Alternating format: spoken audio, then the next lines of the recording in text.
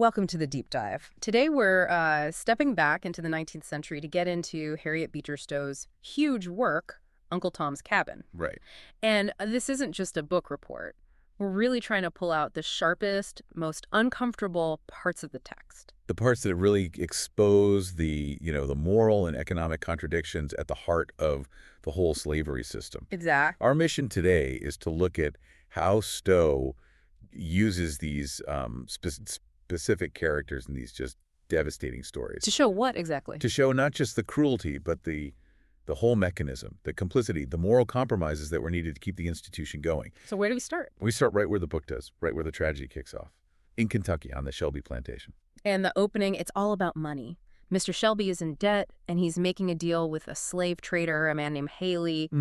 And right away, the humanity of the enslaved people, especially Tom, is just, it's reduced to a number on a balance sheet. It's all about the marketplace. What Stowe shows immediately is the utter cynicism of it. Haley, the trader, he actually praises Tom for his Christian faith. He praises him. Oh, yeah. He says religion is, and this is a quote, a valuable thing in a Negro when it's true. Wait, okay, so that's not a moral compliment. No, not at all. He's valuing faith because it makes Tom reliable, honest. Precisely. It's just inventory management. Shelby even brags about it. He says he once sent Tom to Cincinnati, alone, with $500. And Tom came back. He came back. He could have run to Canada, but he came back. And Haley sees that integrity not as some kind of spiritual virtue, but, as a guaranteed return on investment. And he has his own proof of this, right? He does. He mentions another religious slave he sold, said he made a $600 profit on him. So the very things that make Tom a good person, his loyalty, his honesty, they're just listed as assets in a ledger. And that ledger then dictates the next move. The next, much colder move. Haley agrees to buy Tom, but he says the deal's not quite right. He needs to round out the lot. What does that mean? He asks Shelby, just point blank, for a child or a girl you can include in the lot with Tom. Wow. Just an add-on. An interchangeable unit to meet a quota. It's chilling. And then the story adds this layer of, it's just a grotesque contradiction. Haley starts talking like he's some kind of humanitarian. Yes, he tries to position himself as a thoughtful businessman. He claims separating mothers from their children is actually bad policy. Bad policy. Not, morally reprehensible, but just bad for business. Exactly. He argues it damages the goods. And to prove it, he tells this horrifying story. I remember this part. About a woman in New Orleans. Her child was sold, and she just snap.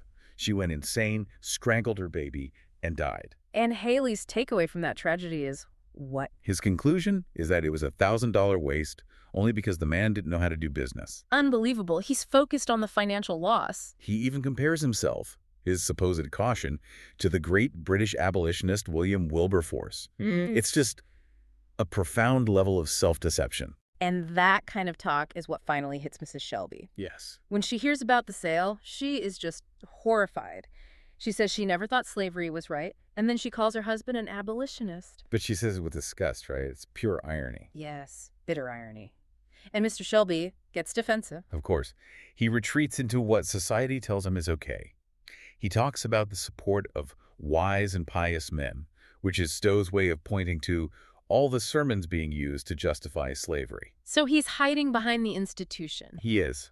But then he says something that's actually tragically honest. He says, as businessmen, they must close our eyes to a series of things and swallow things that don't quite convince us. That's the key right there. That is the moral paralysis. You have to check out intellectually to keep the system running. And that paralysis in Kentucky, that moral failure, it sparks the first great act of defiance in the story. Eliza's escape.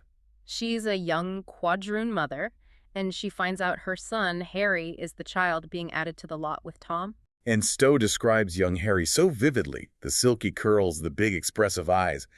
He's the future that's about to be sold off. So she just leaves in the middle of a freezing night.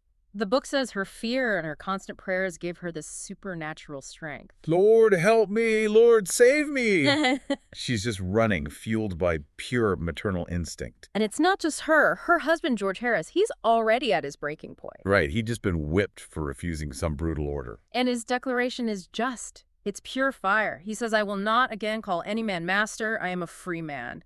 He's reclaiming his own personhood. He vows to fight to his last breath for his wife and son, who he says belong only to him, not to any master. Their escape across the frozen river is maybe the most famous scene, but the people who help them are just as important. The Quakers, people like Rachel Halliday and Simeon, they're breaking the law, the fugitive slave law, to help them. And Rachel's argument just cuts through all the legal stuff.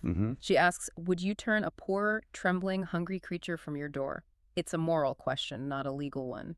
Their moral duty is higher than the law of the land. And that all leads to this final confrontation at the rock, where George is armed and he faces down the slave catchers. And he gives this incredible speech, basically his own declaration of independence. He says, "We do not recognize your laws. We do not recognize your country." He's appealing to a higher law. A natural right. He says he's as free under the heavens of the Lord as you are. So while Eliza and George are fleeing north, Tom is sold south. He's heading towards New Orleans into what the book calls the Valley and Shadow of Death. And for enslaved people, going downriver was the ultimate fear. It wasn't just about the work being harder. It was about family. It was about the complete permanent shattering of your entire world. Your family, your community, gone forever. On the riverboat itself, the cruelty is almost theatrical. It is. Haley the trader hires musicians. They play fiddle music, force everyone to seem happy. A noisy merriment. Why? Because sadness damages the goods. You have to look cheerful to be marketable. It's this forced happiness covering up just profound pain. And we see the ultimate example of that pain with Lucy. Oh, Lucy's story is just devastating. Her child is sold right off the boat. Tom tries to comfort her, talks to her about faith. She's just gone. She's beyond reach. And in her despair, she jumps overboard. And Haley's reaction? He curses, not in grief, but in frustration. Curses his bad luck, and then he logs the lost body and soul under losses in his little ledger. A financial write-off. Just like a broken barrel. So Tom eventually gets to New Orleans, and he's bought by a man named Augustin St. Clair. Right, a wealthy, aristocratic planter. And this is where Stowe brings in the northern perspective, through St. Clair's cousin, Miss Ophelia. She's from New England. She's rigid, pragmatic, and she wants to bring order to this lavish chaos. And she is immediately shocked by what she finds, especially the kitchen run by a woman named Dinah. It's pure entropy, right? Fine tablecloths being used for raw meat, hair oil, and the good china. Dirty dishes piled up for days. And St. Clair just finds it all hilarious. He laughs at her, tells her Northerners overrate time and order. And he makes this point that somehow, out of all that chaos and darkness, Dinah creates these incredible meals. And trying to impose order would just ruin it. Which is really a metaphor for St. Clair himself. Absolutely. He's morally paralyzed. He's smart. He's witty. He sees the system for what it is. He even says that slavery forces people to be deceptive, that it makes honesty almost impossible. He gets it, but he won't do anything about it. Right. And that almost makes him more culpable. He calls Tom a miracle of morality because Tom's honesty defies the logic of the very system that St. Clair is upholding. And to try and make Ophelia understand this world, St. Clair buys her a child, Topsy. An 8-year-old girl, described as very dark, wiry hair, bright eyes, dressed in rags. And the conversation Ophelia has with her is, well, it's one of the most famous and devastating parts of the book. It is. Ophelia asks her basic questions. Who's your mother? Topsy just smiles and says she doesn't know. And then she asks who made her. A fundamental spiritual question. And Topsy's answer is, I suppose I just grew myself. I don't think anybody made me. I just grew myself. We have to stop on that for a second. It's the author showing the complete psychological destruction of the system.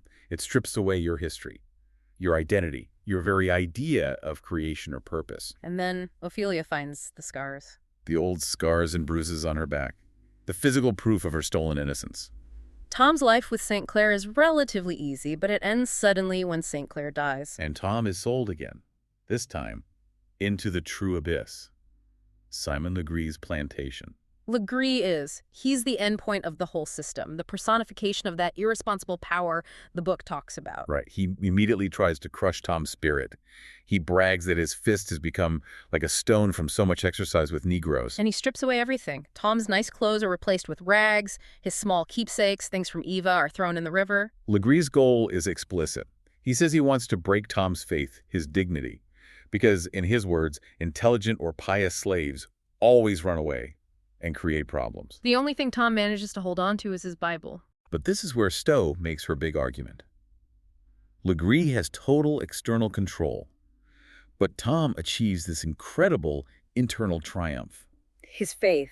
The book says his human will melted into the divine will, that the worst this world could do couldn't really touch his soul anymore. And his response to this brutality is compassion. Radical compassion. He starts helping the weaker workers, filling their cotton baskets when Legree isn't looking.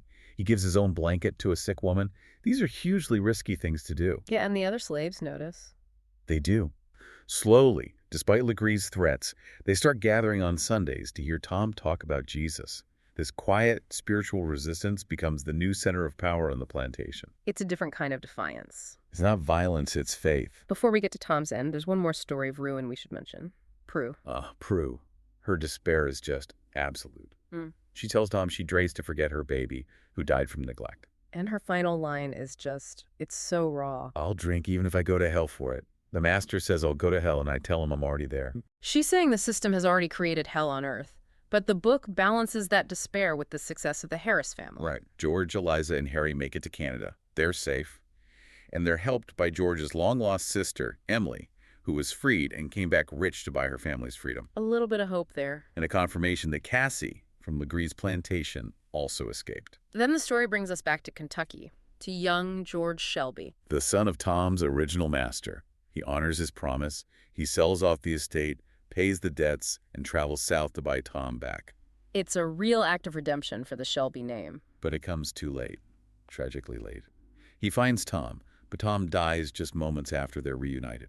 And in one final act of defiance against the system, George Shelby Jr. buys Tom's body from Legree. He does. He ensures a proper burial and makes sure that Legree cannot profit, not even from the corpse of the man he murdered. So we've seen this whole range. The active fight of the Harrises, Tom's spiritual resistance, the ruin of Prue, the paralysis of St. Clair. What's the final lesson Stowe is trying to leave us with?